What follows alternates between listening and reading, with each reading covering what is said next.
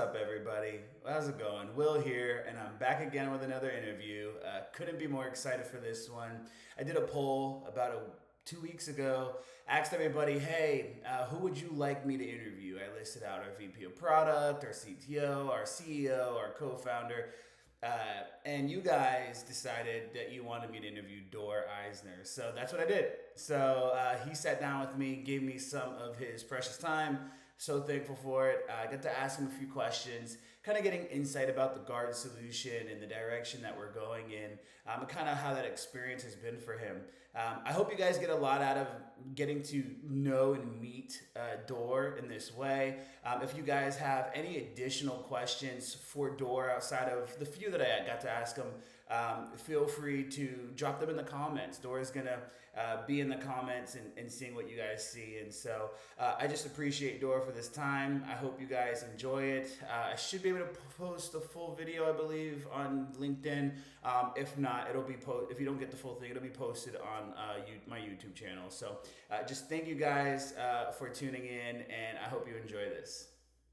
Hey everybody, thank you for joining us. I have Dora here. Super excited, Dora. Thank you for being here. This was a long time coming. I don't know how I haven't interviewed you this whole time, but here we are. This was the people asked for it. They voted, and so here he is. So Dora, I know who you are. A lot of people know who you are, but please introduce yourself. Great. Thank you, William. Thank you for having me here in the show. But we talked about it, a long time, and we found the time eventually. So I'm very happy to be here. And quickly about myself, I started cybersecurity, the journey in cybersecurity about 25 years ago. I was a commander in the Israel intelligence force. I did cybersecurity way before cybersecurity became a big thing. And I really enjoy, all the things that I learned, like in the early days of cybersecurity and how this moment in time where we are building this amazing company called Guards and helping small businesses secure their business through the MSP community. So I think that, in general, taking like what exists like 20, 25 years ago in cybersecurity and seeing how the market is evolving into what exists today for small businesses, it's fascinating.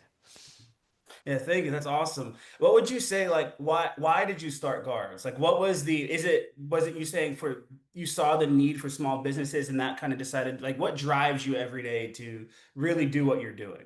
Yeah. So the previous venture, actually, this is like my third company. So my previous Mhm. venture was a company called Insights. We did like dark web threat intelligence. We monitored the dark web and we actually scraped information from thousands of different forums in the dark web, in the black markets. And what we saw like 4 or 5 years ago, that attack as a service and the black markets became much more popular around selling their tools to other cyber criminals. And this transition of the bad guys from attacking, by themselves to democratizing their tools and selling it as attack as a service, I realized that this is going to change something in the market because when you give the tools, for a cost-effective kind of, like subscription, for very junior criminals, they won't take these subscriptions and go after the big guys because Mhm. it won't work. It won't fly.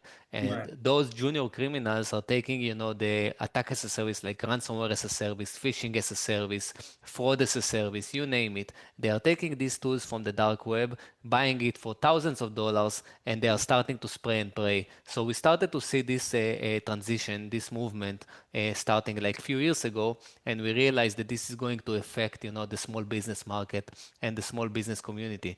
And when we started, to talk with MSPs, managed service providers, about, like what their challenges, we realized that there is a fit, for that we can bring enterprise cybersecurity just for the MSP community towards SMB, small business clients.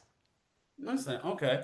And what inspired, like, is there somebody or something that inspired you to do all of this the most? Like, is there somebody that you look up to at all? Do you have like a role model or a specific CEO out there that you think like, oh man, like I've learned something from that person? Is there anybody like that for you? First of all, it's about what inspired me to go to build guards is that I saw this movement and I saw this, attack as a service. And I also, my father is running a small business by himself, and Mm. he's running a small law firm in Israel, and his business was breached about three and a half years ago. And that was the moment in time, kind of epiphany. Hey, who is protecting those, small businesses because they can't afford, like cyber security for themselves. They can do it, they don't have the talent, the expertise, the know-how. So So this is that's a personal thing. It's not it's just a business thing. This is something it's that you've experienced. It's a personal thing, it's a business opportunity, and it's also Mhm. fun, to build something for a market that is underserved, like to build something for, for customer that can actually benefit it. It's not just, a sales motion, it's also something that a real value that you provide the customer. I feel very good about this mission, and I feel very good about wake up every morning about helping small businesses and helping small MSPs provide better cybersecurity for their clients. And in terms of, like a role model, like a CEO, I think that the CEO of Google, Sundar, I really appreciate him, and I think that he is a role model for me because even he talked about it in the last, he's interviewed by BBC or something like that, a few weeks ago, and they asked him, what do you think about AI? Like why Google, like miss the opportunity of AI to ChatGPT, OpenAI, and few others, like because Google, started AI way before AI even exists, but they kind of missed the opportunity to be the AI leader. Yeah. And where Google today, like Gemini of Google, it's like like maybe the fifth or the sixth, like in the list of AI tools for for consumers and business. And he responded something that I resonate perfectly with me. It's not about who is first to the market. It's about who is executing the best in the long run, in the long term. And that's about the culture that we build with Guards. It's not about fast to market. It's not about being the first in the market. It's about our vision and our trajectory to execute on the mission for the long run. And Guards is here, for many years to come. I love that. That kind of leads me into my next question. I was going to ask you, like, what exactly separates, in your mind, like, what would you say separates guards from the other competitors that we know of out there? Yeah, I think it's first and foremost, it's about the culture of the company, like the people, like that are working with guards, for guards, and the community that we are building within guards. It's such phenomenal group of talent, like team that is actually one team, one goal all the way, and we feel it every day. And it's also obviously about, the timing of the market, it's to build a successful venture, you need to be with the, I call it the 4T model. You need to be with, with the right team, Hmm. going after the right TAM, total addressable market, with the right technology, and the most important thing at the right time. Hmm. So we have it all, with guards, and I am very grateful and proud about, these 40 models that we can actually run fast and, capitalize on the demand. I'm blessed. I'm an employee of Guards. I'm an employee under you, and I love the culture we have here. Guards has definitely set a culture that's different from anything that I've experienced at other companies.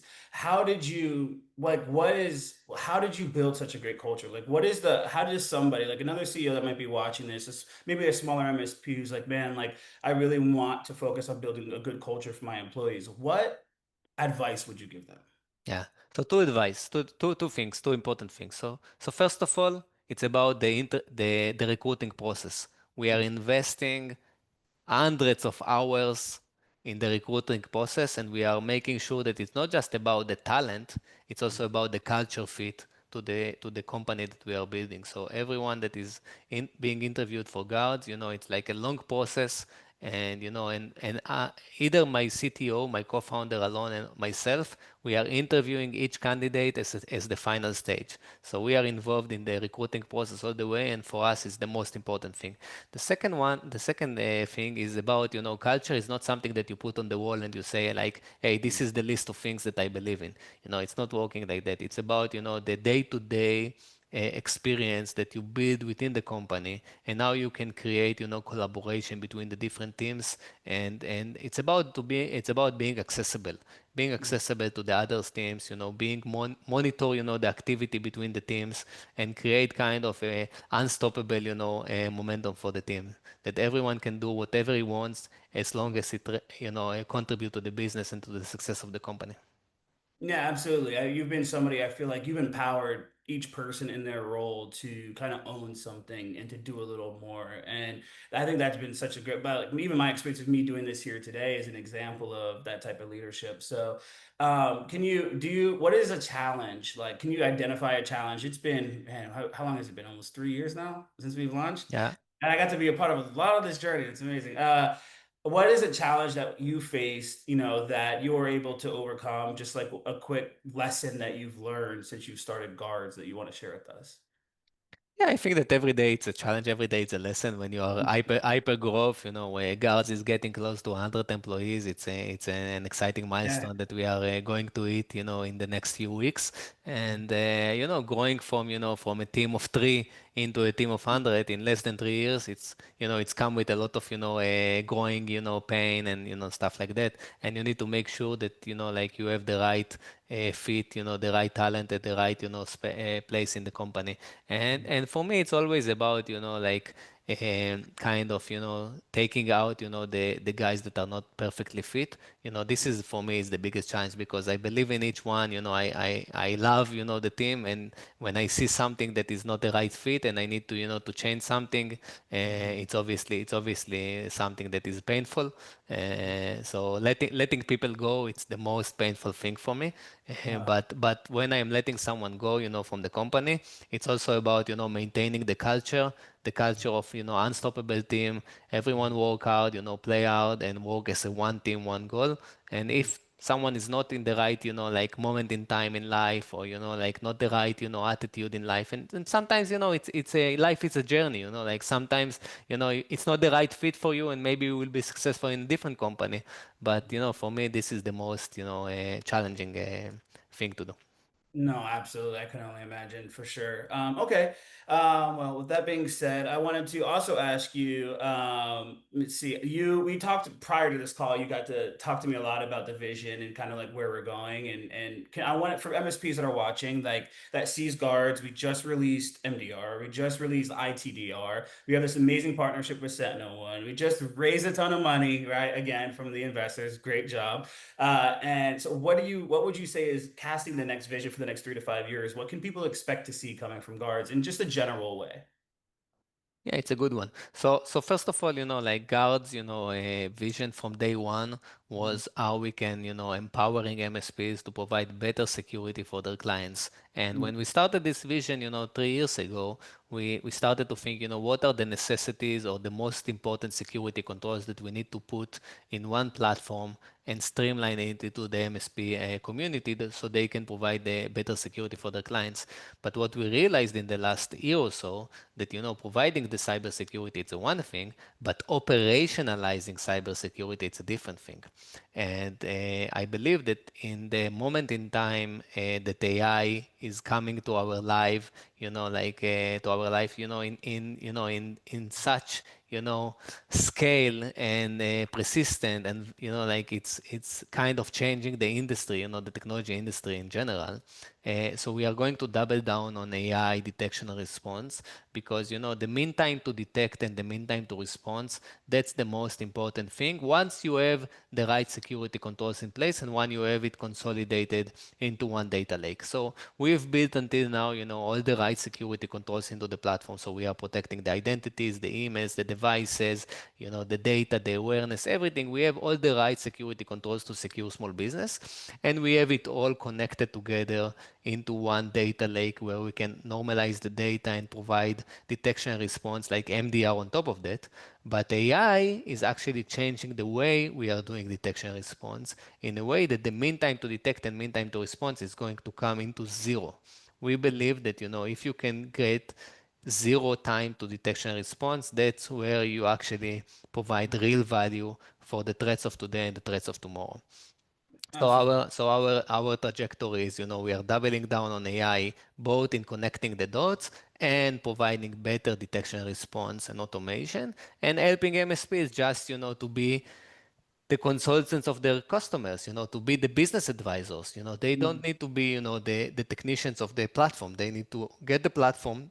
The platform should work for them, should Mhm. automate the detection response, and they are going to be, like we are taking. So the vision, to sum it up, short question, long answer, but to sum it Mhm. up, we are going to build this amazing experience in the product where AI is actually empowering the MSPs not just to do the detection response, but to become their business consultant and not just the day-to-day security operations. Interesting. Interesting. That's very interesting. I think there are also people in the industry that are kind of nervous about AI, right? And so we're doing this AI-led and AI-driven challenge that I think that some companies in the industry are kind of maybe steering away from a little bit. Why should an MSP watching that's looking at guards and seeing how we're AI driven but human led at the same time? How could they how could they find trust in AI? What would you say to them? Yeah. I will ask them, like I will take them to 20, 25 years ago and I will ask them if they will put trust in the internet, if the internet will work. That's the question that I'm asking, someone that is trying to challenge, our, innovation and our, investment in the AI detection response. That's definitely, the future of technology. That's definitely the future of how things are going to be done. And we believe in it. We are all the way in this journey. We are investing in it for the last 2 years or so, and obviously this is the right moment in time where we can actually put it to work with our MSP community and make their life better in terms of their operationalized cost. So Awesome. Yeah, I think that's great. And yeah, absolutely. I agree 100% with you. And literally there's always going to be fear in the unknown, right? And it's those that take risks that usually find the success and reap the rewards. So, last question. If there was an MSP watching right now, what would your piece of advice be to them? What should they focus on? Obviously talk to so many MSPs.